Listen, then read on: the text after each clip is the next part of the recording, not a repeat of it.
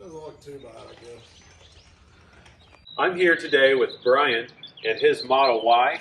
Brian, what is your car's name?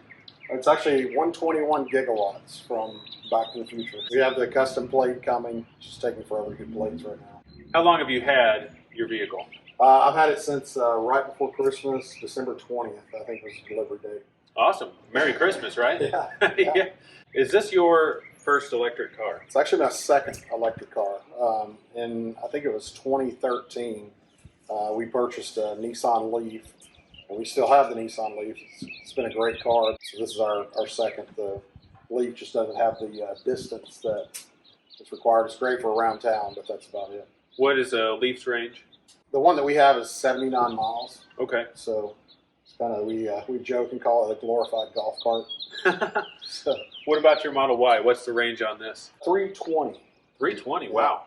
Yeah, so it's pretty substantial. What is the longest trip you've taken with your vehicle?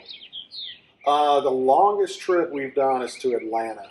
My daughter does gymnastics, and we took it down to Atlanta for a competition. Pretty sweet. We stopped and charged once on the way down, just so that there was no charge anxiety, and then charged at the hotel in Atlanta, came back and charged again coming back. How long did you spend charging? It was at a supercharger, so I think less than like 25 minutes. Wow. So what would you estimate that round trip cost you? it actually didn't cost anything because I have so many referrals from Tesla. I get free supercharging. But how do you get the referrals? so if someone goes to buy a new Tesla and they say that you referred them, you get 1,000 miles supercharge credits for each referral. Wow. So right now I've got a little over 2,000 referral credits. Very good. Expire in June, so I'm trying to use them up. Got to go road tripping. Yeah. Or just charging in Brentwood too. That's the other thing. Sometimes I'll do that. Like if my daughter's here and she's using the charger, I'll charge in Brentwood instead. Now there are a couple versions of the Model Y. Which one is this? So this is the Model Y Performance. It's 2021. It was in the early rounds of performance for 2021. So it's got dual pane glass, blacked out on the handles. It's got the performance wheels, the performance brakes. It's got the little carbon fiber piece on the back, and then the 0 to 60 speed is 2.9. Whoa! Performance. Yeah, these are fast. I have driven a performance Model Y, and they are insanely fun. Yeah, Do you have the full self-driving? I do. Yeah, I did I think it says two different things. It's like autopilot and full self-drive. Right. I got everything but the trailer hitch. That was the thing on the order form. I didn't intend that going in. I was planning on just getting kind of the basics and wound up getting every option they offered. This is all spec'd out, maxed out. You didn't intend to do that going into it, but are you glad you did? Yeah, absolutely. Absolutely, I am. One of the things that's kind of cool is the full self-drive, because I had another one of these on order that wound up not working out, and the full self-drive on that was $8,000.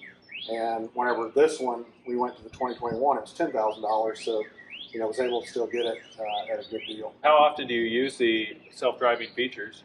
Honestly, I use it every day. My trips are pretty short. I'm on 65, running up 3 or 4 exits, but I just use it because I'm an IT guy, I'm on my phone constantly, and I feel like it's safer.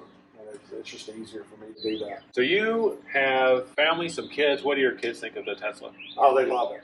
It's actually, they prefer to drive it because, like for instance, Monday night, my daughter that plays softball, there was a game like over in Nashville.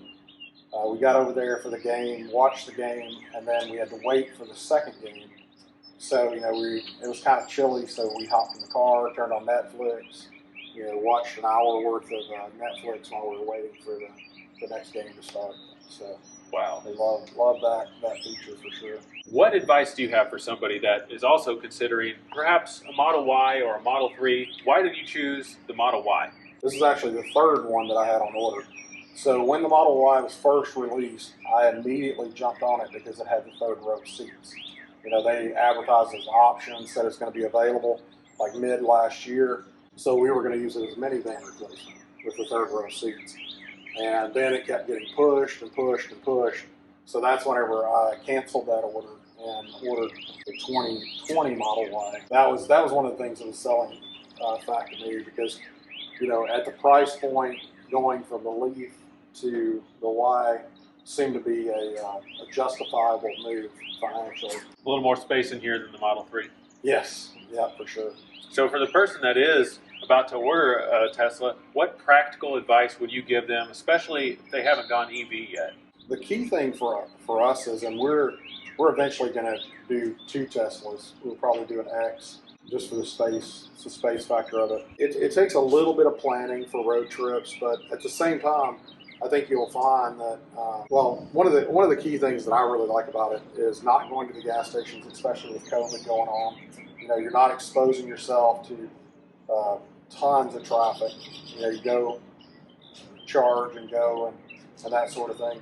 Plus, it kind of adds a little bit of a planning and fun factor back to your road trips. Whenever I go to charge, I'll usually plan some activity around it, like, I need to run in Target and grab this or that, kind of planning that sort of thing. I mean, typically I always charge at home, but on road trips, you kind of plan your stops around your charging, like lunch and that sort of thing. Oh, here's my neighbor with his Model Y coming up. Got you another one? Now we're doing a little video for the website. You should jump out and get in on it. It's like perfect timing. You can tell your story real quick, because that's really all I'm doing, is just telling a story about my Model Y. I'm Jim. Jim, good to meet you. I'm Chris. Hey, Chris. Nice to meet you. How long have you had your Model Y, Jim? I got it I bought it in October. Took me 2 months to get it, like a lot of people. I came out of a 2019 GMC Sierra pickup truck. Big change.